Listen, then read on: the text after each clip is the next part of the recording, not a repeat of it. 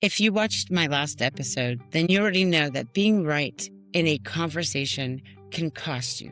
But that brings up a bigger question. If I'm not supposed to focus on being right, then how do I actually dissolve an argument without destroying a relationship? Because let's be honest, you're not going to stop a disagreement to stop disagreeing. That's life. But the goal is to stop arguing like enemies and to start communicating like people who actually want to stay connected. Most people don't know how to do that. Not because they don't care, but because they were never taught. We were taught to defend ourselves, prove a point, and never back down. Nobody taught you how to stay calm when they're triggered, to listen without preparing for a response, or to care more about the connection than the control. And here's the truth. Most people miss. If you are not arguing about a thing, you're arguing about what that thing means. It's not about you ignoring me. It's not about your tone. It's not about you disrespected me. It's not about being late. It's not about I'm not important to you. The arguments aren't the facts. They are about feelings of misunderstanding. And when those feelings aren't understood, people go into protection mode. And that's when things start to break. Interrupting, talking louder, rewriting what the other person said, bringing up things from the past, and trying to win instead of trying to understand. And if you were being real, a lot of people don't listen to understand. They listen to respond. And if you've ever caught yourself doing this mid-argument thinking,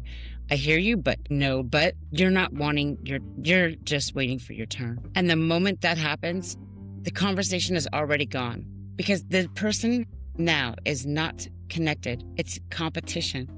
And your brain plays a big role in this. When the conflict starts, your nervous system decides one thing: we are or not safe. And if your brain picks that you're under an attack, then everything changes. Now you're not communicating, you're reacting. You go into defensive mode, shutdown, or explosion. None of these things create a connection. So how do you actually argue differently? Not perfectly, just better. First, you slow down the conversation. First, the arguments are emotional, so slow the conversation down will create an understanding.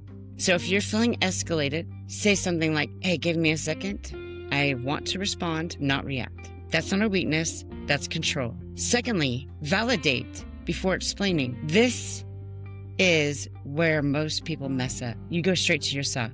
Instead of trying, I can see why that upsets you, and you're not arguing. You're showing that you understand, and that alone lowers the defense. Third, stay on topic. One topic. The second you say, and another thing is, you've already lost the conversation. Now it's overwhelming, it's not solvable, and it's an emotional overload. Handling one thing and then finishing it and then moving on. Stop bringing up things from the past that are supposed to be fixed. If they're not fixed, it's a separate subject, a separate item. Even if it's small, even if it's only a small percentage of the argument. If it was based on another topic, then say, hey, hold on. Maybe we need to go back to this other topic before discussing this topic. Because the accountability builds trust. And the faster that you're building trust and not proving you're right, the faster the conversation can end. Watch your tone. People don't just hear your words, they feel your energy. And when you say things, especially if they're wrong in the heat of the moment, it is taken wrong and it is not, you can't take it back. 6, take a break without abandoning by saying, I need a minute, but I'm not going anywhere and I want to come back to this. That keeps a safety intact, and instead of making the other person feel dismissed. And this part matters because people think that if you grew up in chaos, calm disagreements will never feel comfortable.